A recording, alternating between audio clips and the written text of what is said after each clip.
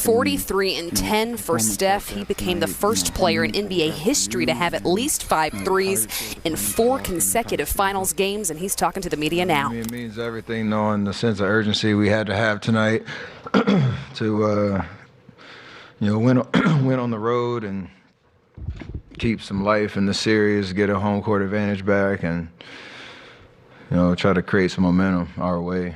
It was a hard-fought win. I think our first quarter really set the tone. Even though we were down 1, there's night and day difference between Game 3 and Game 4, how we came out defensively. And that just gives you enough life to kind of withstand some rough patches.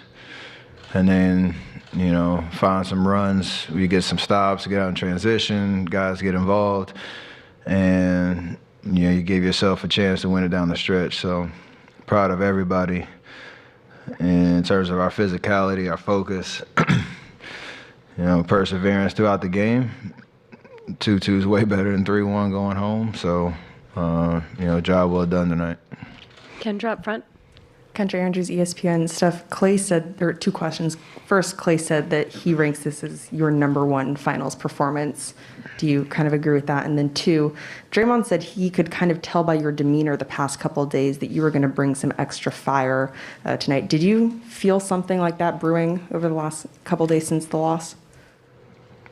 Yeah, just, again, it's kind of how we wanted to start the game. We rely on Draymond bringing that energy and fire, throughout the course of the season and year after year. Felt like we just had to let everybody know that we were here tonight. And, whether that's their crowd, their team, our team, whoever wants to see that energy and that fire, we feed off of that. Excuse me. And, I think it helped us kind of just get settled into the game because obviously our experience, you can want it so bad, you kind of get in your own way a little bit and everybody feels a little bit of pressure and it can go the opposite way. I wanted to try to leverage that, in a positive direction for us to start the game. Marcus? I don't rank my performances though. Just win the game. Marcus on the left. Marcus Thompson, Athletic. Steph, that was clearly a golden performance by you. I was wondering. And he's back.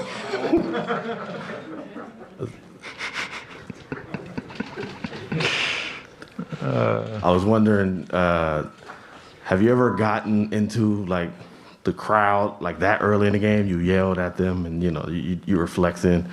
You've done that before, but normally later. What made you do it early, and how difficult was it to sit those first couple of minutes in your golden performance? The fourth quarter? I take that as a good sign of how I feel physically, with my foot and just the low intensity of the game that I wanted to be out there to start the fourth. Just because I felt good, had a rhythm, didn't feel tired at all. So I want to maintain that over the course of the rest of the series. But kind of the same answer as before, just we needed something to settle into the game to start, the game better and find some momentum and just change the tone of, how physical they were in Game 3 and how we needed to respond Game 4. It wasn't a perfect first quarter, but we gave ourselves enough life.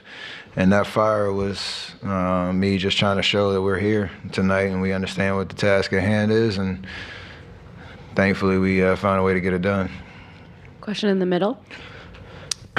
Steph, Coley Harvey, ESPN. Not to really belabor the fire point, but for you, is this something that coming into the game a day or two before, is that something where you want to make sure that you send that message at that point? I guess, are you coming up with that plan going into the game, or is it just you feel what's going on the floor, in the crowd, and that kind of thing in the game? It's both, for sure. A lot of it is because of how hostile the environment was, the fans chanting, doing all their, shenanigans and all that. Boston knowing how big of a game it is for them. If they get the win, they take, control of the series. So it's all that mixed into, and the experience knowing how fickle momentum is in the finals. We've been through it all, so try to rely on past experience to understand how important that was. David on the left. David Aldridge, the athletic staff. I know that you guys trust Steve and that Steve trusts you guys, but was there, when you come out in a gotta-have-it fourth quarter and you don't see Draymond out there, was there any part of you that went, huh? What part of, I don't even know what part of the game. Fourth quarter. To start the fourth quarter? Well, no, when he came just out. Yeah, and then was out for 4 or 5 minutes there. I think it's an understanding of how things can change in a series. And like you said, there is so much trust in how we do things and decisions that coach makes and what responsibility falls on us as players. That, Loon went in there, dominated the paint, got us some big rebounds, created a presence. Draymond came back in and, had some juice and some life on the defensive end. So, we obviously understand it's just about winning. At the end of the day, all decisions are, predicated on that being the goal. And I know we've all been on the side where it doesn't go your way from the top all the way to the bottom. It's not fun. It's not something you readily accept, but you understand the big picture. And obviously, especially when it pays off. So it's more so the trust in Loon and what he's able to do than any kind of situation with Draymond. Kylan in the middle. Hey, Steph, Kylan with Cron 4 News in San Francisco in the back here. Exactly how much pain were you feeling in that left foot? Were there any certain plays or movements where you noticed it? And then how were you able to play through it?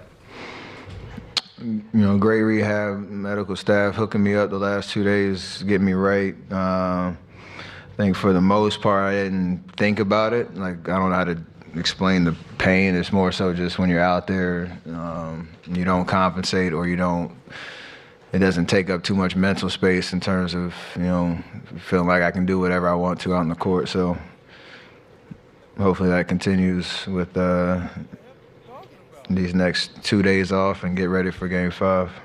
Last couple of questions for Steph. Anthony in the back. Yeah, Anthony Slater, The Athletic. It's felt at times in this series that, you needed more help offensively. What did you think of Andrew and Jordan, particularly in the fourth? Seemed like they just kind of, got big buckets when you guys needed it. Clay hit a big one, too. Everybody stepped up. And I think we were much more composed in the fourth quarter, trying to figure out what shots we were trying to create. And I think I had the one turnover right when I got back in. And then after that, we just settled in and used their aggression against them, finding open man, making the simple play. And every guy you named stepped up. So we're going to need more of that, obviously, to get 2 more wins. And, with JP, Wiggs, Clay, all those guys are more than capable of creating, no matter what moment of the game it is. And thankfully they did that tonight. Final question up front. Dan Feldman, NBC Sports. You obviously always carry a major load offensively. Do you feel the need in this situation to assert yourself even more than usual? I think it's kind of constant throughout the game, just trying to put pressure on their defense and keep your foot on the gas pedal. There are times where you feel like you have to kind of be more aggressive to score, just based on the flow of the game and how they're guarding us and where I can see some advantages. But also we understand they're a great defensive team that, you can't – your normal sets or just the normal flow probably isn't going to be there for the meat of the game just because they're, that's what they're good at and how they dominate games on that end of the floor. So those are the times where you can be a little bit more aggressive, try to, let's say, force the issue a little bit. That doesn't always mean shoot, but it means just, attacking, being aggressive, finding lanes, doing it over and over and over again. Thanks, Steph.